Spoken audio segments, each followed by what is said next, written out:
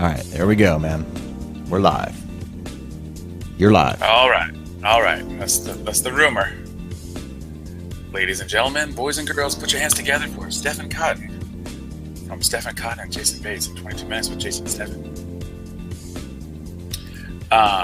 Hey, good morning, everybody. This is what we call hashtag Trending Tuesday. Today we're going to be talking a few trends in the market, the labor force, or the misconceptions of the labor force, and we'll talk a little bit about what we see as real estate trends throughout. Hold on. We're going to talk. Yeah, go ahead. I was going to say for the next 7.5 minutes, I'll be sharing this around on Facebook. Jason has something to say. Let's hear it. Let's take it back to Jason Bates.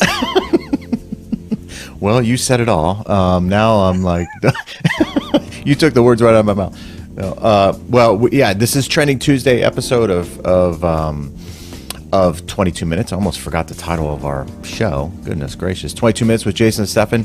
We're going to get to some trends that could be a little disturbing. We're going to try to shed some light on some trends that you may be hearing in the news media that may be causing a housing shortage. We're going to talk about that a little bit. So stay tuned for us there as we continue to share out with our friends and family. So if you would do the same, that would be thumbs up. Awesome. Yes. What he said. We got a few viewers on here right now, so I just want to say, if you have any questions about the property, just let me tell you a little bit about it. It's on a little over an acre. It's a horse property, 3 bedroom, 2 bath, well, actually 2.5 bath, and then they converted half of the garage into a really cool pool area, ping pong area that you can easily take back down and put it back into the garage. But at 220, this property. Located Jackrabbit. So Buckeye, located in Buckeye. Let me know if you have any questions, and we're going to be sharing. I'm excited about today's episode. Good information, good content. That's what we try to provide. Good content. I'm going to say some great content today. Yeah, great content. That's what we try to do. Exactly. Great content.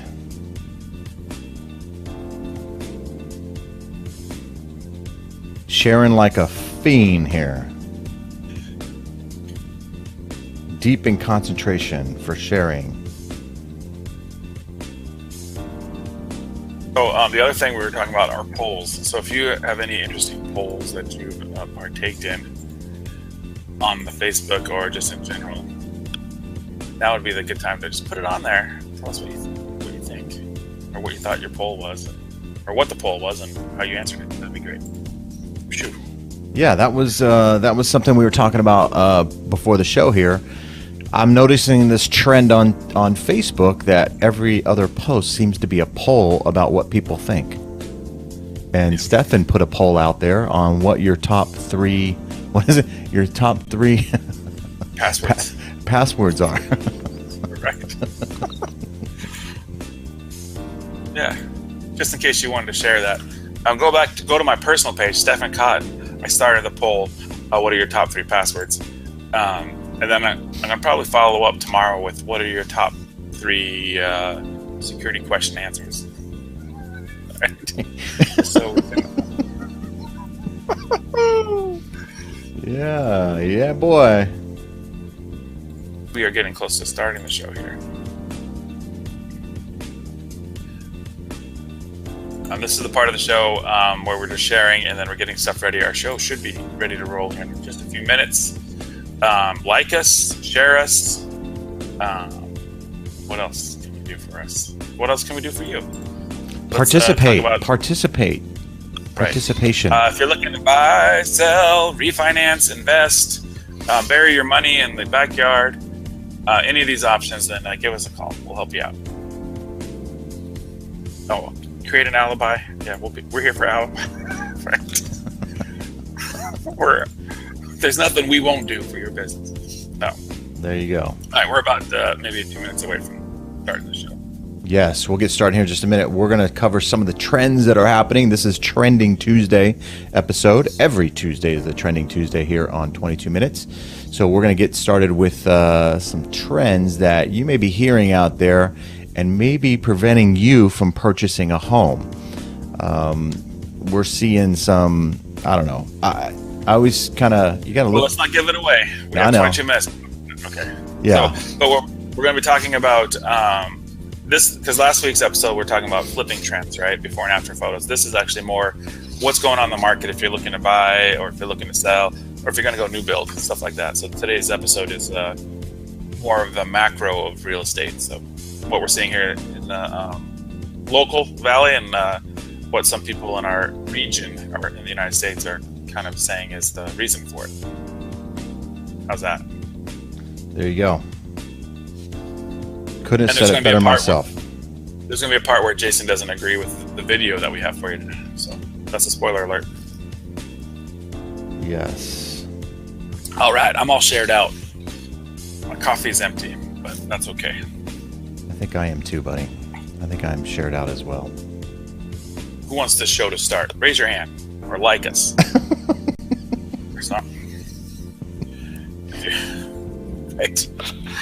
You like just sitting back listening to our pre-funk music like me? Oh yeah. Oh, yeah.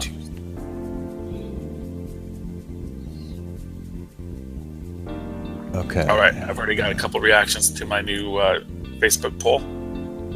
See, polls are like engaging. A lot of people love these polls that are out there. Oh, I've gotten a total of 2 likes and 1 smiley face. I wanted this thing to be shared out. I want it to be like, let's this thing go like crazy. Let's everybody share this poll out. Yeah. I doubt anybody's going to answer it. But on my personal page, Stephen Cotton, I'm doing this like, but I'm like looking this way. Yeah. So look at for something like this, and then that's me. And then I started a poll for Facebook called "What are your top 3 passwords?" But I like this thing to kind of go viral. So if you can go onto my personal page and just share it, and see who reacts to it, it's kind of funny. Because we're talking about polls as part of the trends. In fact, we could talk about it more in 22 minutes. But Yeah. Yeah. are you ready? Seems like a Twitter. That's a Twitter thing. Facebook's kind of catching up with Twitter there on the poll thing. Oh yeah, the Twitter polls. Yeah, I heard it on the sports radio. Yeah. Maybe Copycats. I'll put it on my Twitter. Good idea. Twitter polls. Twitter poll of the day. All right, we ready, man? 5, 4, 3, 2, 1. Let's do this. Ready. All right. Hello, everyone. This is 22 Minutes with Jason and Stefan and Trending Tuesday. I am Jason Bates, bringing you the lender side of things, and he is close up there. Close up. Smile for the camera there. Stephen Cotton. He's bringing us the... There you go. Set your camera right. He's bringing us the real estate side of things for this episode of 22 Minutes, or we do this Monday through Friday, 9 a.m. Arizona time for the live. If you're catching us on the replay, please give us that thumbs up and like and share the video with your friends and family, especially if they're looking to buy, sell, refinance property, because I always get this mixed up, want to be your team of choice. I go like this, like walk like an Egyptian. Yeah, walk like an Egyptian. We definitely want to be your team of choice. So please reach out to us. We'd love to help you with your part of the American dream. No question about that. You can follow us on Twitter. Our phone numbers are right below, so you can always call us directly if you want to do that as well. We've had a few people call us from the show, so thank you for doing that over the time that we've been doing it. So Thank you for that support. Appreciate that. All right, cool. So Trending Tuesday. Before we get to Trending Tuesday, though, I do have a tweet quote of the day. So how about we get to that?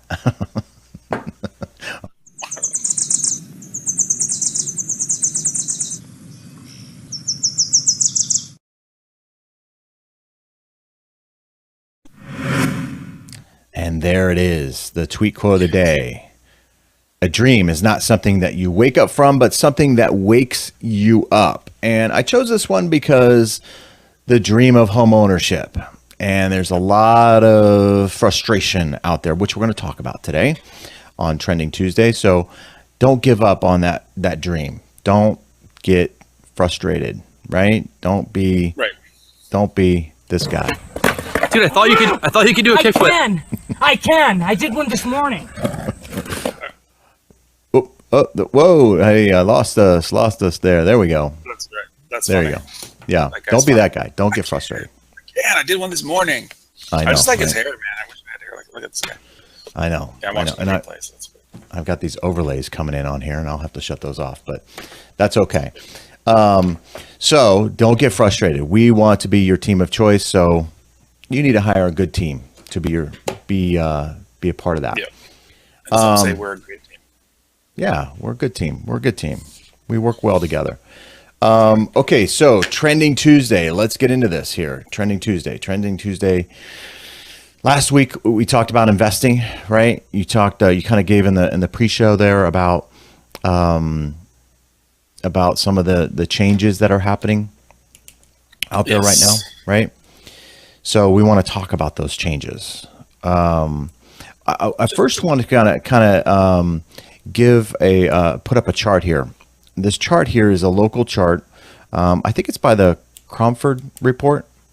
Yep.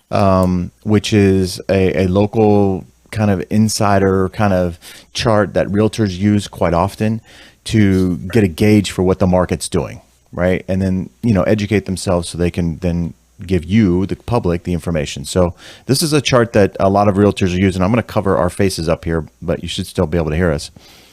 This chart here Where'd I go? Where'd I go? Where'd I go? Hey, peek out from behind there, behind the curtain. Curtain number one. All right. Sorry, I freaked out because Yeah. you did warn us that we'll still be there. All right. Yeah. So on this one here, this is the month's supply for homes. And so, Stefan, explain to everyone what this chart. What is month's supply? What does that mean? I don't know if everybody knows what that means. So what that means is with the inventory we have currently today, and if no new houses hit the market, the amount of buyers and the amount of closings and escrows and purchases we have, we will run out of housing in 2 months. Now, this is it gives us a good idea of the seller market versus buyer market. Obviously, new houses are going to be hitting the market, but if everything were to stop today, we have what we call a 2-month supply, and then we'll be out of houses for sale. Yeah, and that's quick, right? That's taking all housing in consideration. No other house hits the market. No more houses in 2 months at the pace of sales that we're going at and of the number of homes that are out there. So 2 months supply. The big trend in this is that dramatic drop off just from January. Right. January is around just over 3 months supply. Well, go ahead. I mean, you can see the trends very cyclical on this thing from 2011. Mm-hmm. Every January. Yeah. But yeah, now we were almost at 3 months, and now we're down to 2 months. And if this trend keeps up like it looks like it usually does, we'll be down even lower by May or June. What's really surprising about this chart here is that if you go all the way back to May 2013, that's when we were just below where we are now today. Prices have almost really recovered, not quite recovered, but almost recovered to where they once were. Not quite there, of course, but the number of months supply, given the economy now versus 2013, the economy was not doing very, very well at all. Right. And now it's doing a lot better. And so to have a 2 month supply, that can create what we call seller's market. Right. Well, and we've been pushing the envelope a little bit with our listing prices on a few of our listings. So yeah. Now, the one thing I will say on a seller's market, I'm not really seeing. I don't know. You tell me, but I'm not seeing the heavy seller's market, if that makes sense. Like I'm still seeing seller concessions, and I'm still seeing those get accepted. In a true seller's market, I don't know that those would all. Or that we would get a lot of that, right? That we would get a lot of seller concessions. They would turn it down. Right. I think I think what we're seeing is maybe less houses hitting the market, right? Yeah. And so that's what's driving down that ratio. But I think a lot of sellers are still worried that this is our offer, we got to make it work. But on a side note, we have a few buyers that are going full price offers, but we're asking for concessions, so we're not getting them.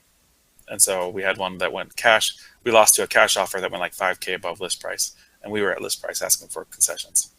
So I've seen it, so it must be there.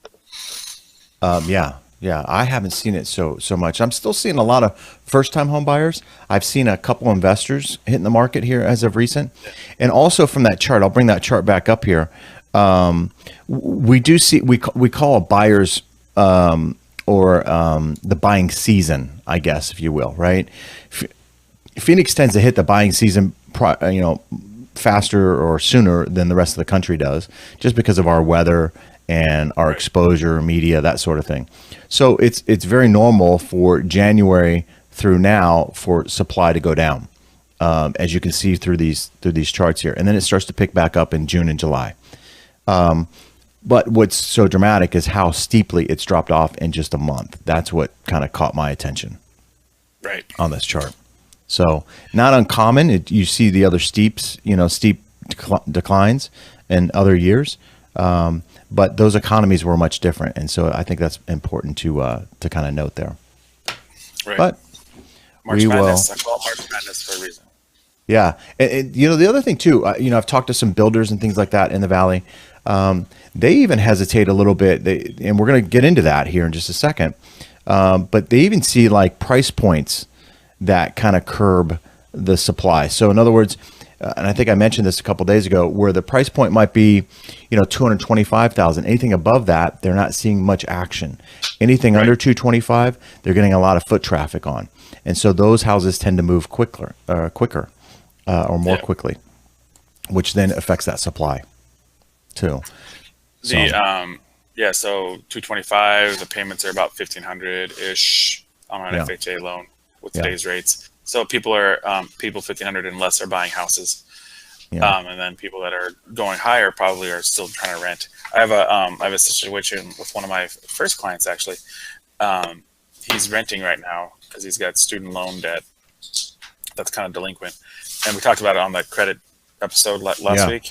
Yeah. So he was paying a fair amount, and now he just texted me last night saying, well, we could stay at our house, but our landlord's going to charge us $425 more a month.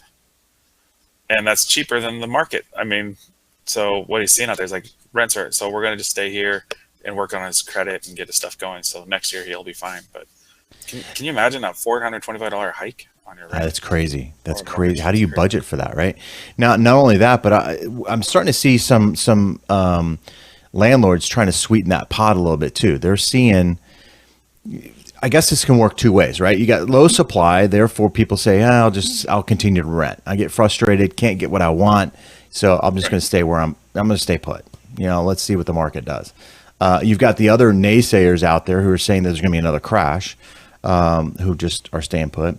And then you see these increases in rent. I'm not seeing those as much, although you point that out, big time. But it's not as steady, it doesn't seem. And I'm seeing more articles toward landlords trying to sweeten the pot to get people to stay in the home too. Yeah, nationally. I think what we see is in this specific situation that he's been there for 3 years, and he's just locked in a low rate 3 years ago, and the guy did an adjustment. So yeah, we still have those people too that are upside down. Their rates are about ready to adjust, that sort of thing.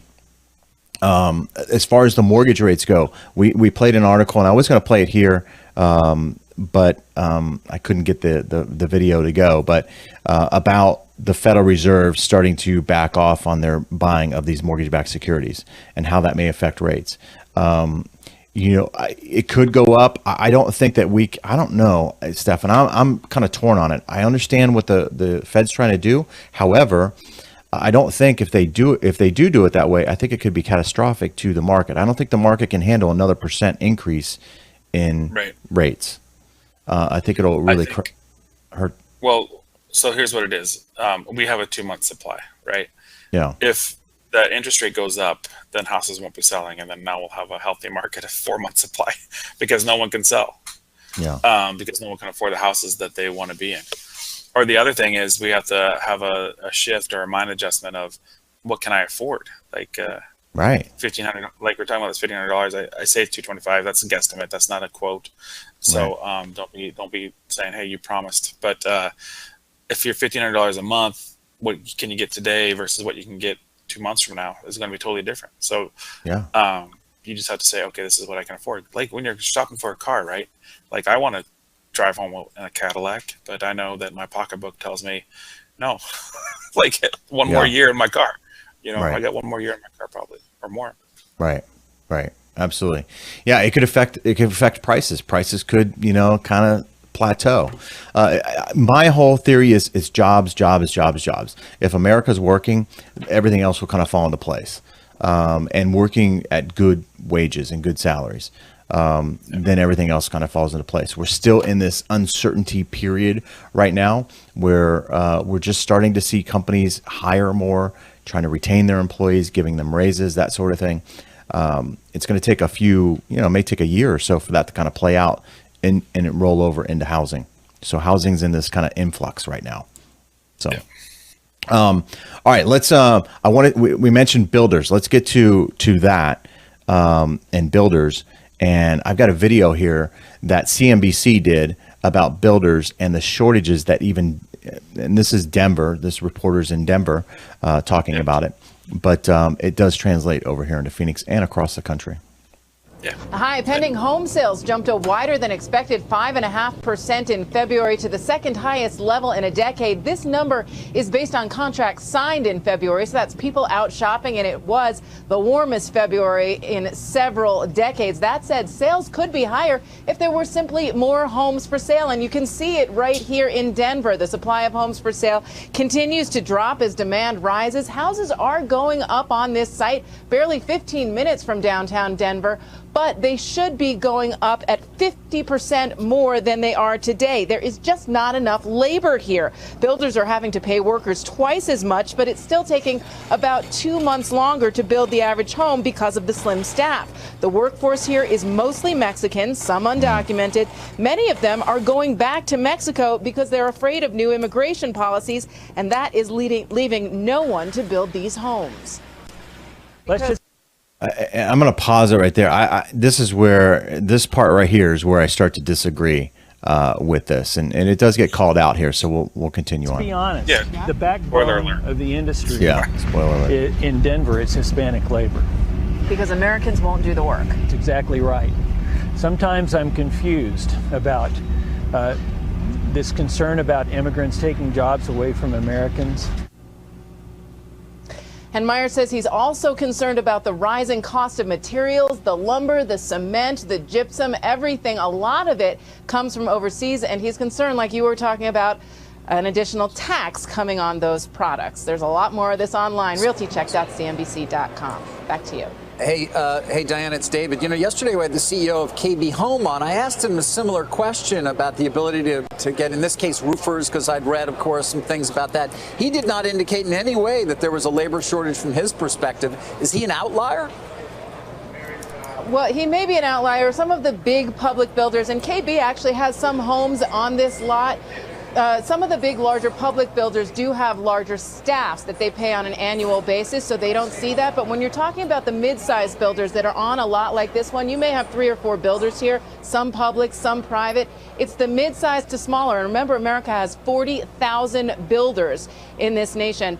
They are the ones having the hardest time getting the labor to build those homes. The big guys only make up about 20-25% of the building in the country. See, I completely disagree with the whole notion that there's not Americans that can take the jobs. Right. What I do agree with is that you're not paying them. Yeah, you doubled their pay or whatever, but double of $2 an hour is $4 an hour. It's not enough. Right. So it's all in perspective. I guarantee you, if you paid well enough, and I understand that translates into the cost of the home. I totally get it. And they're under some pressure to compete with the bigger builders, right, to keep those prices as low as possible. I think, I think $13, $15, $18 an hour. You get people out there working. I think you would. I think so. I mean, you don't have a problem getting people to work, right? On your fix and flips.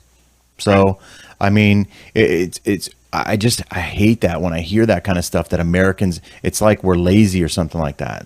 Americans aren't lazy. At the same time, you can't afford to do something to not live. There's no point in that. That's not life. So, KB's doing it. There are other builders doing it. I know there are builders here doing it. I will say this, that there are certain things, like the big builders can cut their margins on certain things that they're not cutting their margins on.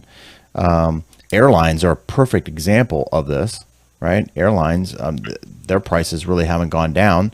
Fuel costs have gone way down. They've gone down, I guess, a little, but they're still overbooking. We just saw that on the national news.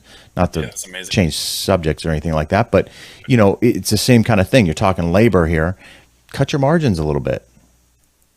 Pay your employees, pay them what they're worth, value your employees, and I guarantee you'll have a successful business. Well, if it takes a builder 5 months or 7 months to build a house, they still have the sale, right? I mean, it's just their pipeline. So for them, I don't know if there is a rush to finish the build. I was with a builder, and we're 30 days out almost. So I met with them, 3 months ago when we started the deal. And in the contract, there was a $100 for every day that the buyer is late to perform. Yeah. Once we put the date in. So the date right now is like May 19th. So, so after May 19th, then there's a $100 late fee for the buyer. I said, well, what if you guys delay your build? Like, let's say you're not done until June, or do we get $100 off the price? Right. And he just laughed at me. He's like, yeah, right. Yeah. I was like, so you penalize the buyer, but you're not penalized for your product, Yeah. Who's watching them to perform on their end? Yeah. It's really, and I'm not hating builders out there. Right. But, I talked to an agent yesterday about a local builder who kind of tailors to the first time home buyer. Well, they tailor to the first time home buyer, but the way they do that is they cut. Instead of having a covered patio, that's extra. Instead of having some of these other things that are standard with other builders, they just cut it and then lower their price and say, okay, we're tailoring to the first time home buyer. It's like, well, if you spend just a little bit more, you might be able to get away with a little bit more and draw in a higher price, even with the first time home buyer, and pay your employees. But I understand the labor thing, but I would kind of understand that. What was that whole thing? Remember I shouldn't say remember, but history in the Great Depression, Roosevelt took a lot of people who were unemployed and helped build the national parks that we have today. Yeah, and the highways. Yeah, and the highways and the infrastructure. There's a lot of labor out there who's willing to work. Americans willing to work to put houses up for other Americans. You just got to pay them. Yeah. That's my point. I don't know. I'll get off my soapbox. The reporting there is a little, and this is where I say, I think that's irresponsible a little bit. I know it's a fact, but that message out there can then deter people from buying a house or frustrate them from the ability to purchase a house, the everyday consumer. Well, that's all. And I was with a new builder meetup yesterday. In fact, we're going to be getting the listing here next week. He had a question. It's like a 5-month build, and he says, "Well, to be honest with me, how long does it really take?" And she says, "Well, about 7 months." So, and ironically or coincidentally, it's the same builder that's doing the Verrata house. So by Buckeye, and then it's the same builder that's doing the Estrella Mountain Ranch. So I got 2 new builds from the same builder. We'll see if this one that's supposed to be May 19th is on track, or if they're going to be 2 months out as well. I'm not sure yet. Not to get that 30-day lock, but it looks like it's going good. Yeah, we'll see. We'll see. The moral of the story is that we have builders that are willing to work, so just hire them. Right? Yeah, exactly. It's a challenge, no question about it. But they're out there. Don't get frustrated. That's I guess the message, the theme behind this Trending Tuesday. Don't get frustrated. Don't necessarily believe everything that you see or hear out there on the media. Hopefully you watch our show and maybe get a little more local perspective on what's happening here in the local market. So, if you do like what you hear or see, and we're here to entertain and educate you, please like our page as we are trying to get to that 1,000 likes on our Facebook page. So we need your help to do that. So please help us out there. If you're watching the replay on YouTube, please give us that thumbs up and subscribe and share on our YouTube channel. And as always, if you're looking to buy, sell, refinance property, we want to be your team of choice. So just call the numbers below and we'll be sure to get right back to you. So that's pretty much going to do it for today's episode. Thanks everyone for joining us today. Tomorrow is Wacky Wednesday. Hopefully we'll have some wacky stuff. Oh, and stay tuned for Thursday. Thursday's Throwback Thursday. And we're going to have a special guest. So be sure to tune in for that as well. All right, everyone, have a great day. We'll see you soon. Thanks.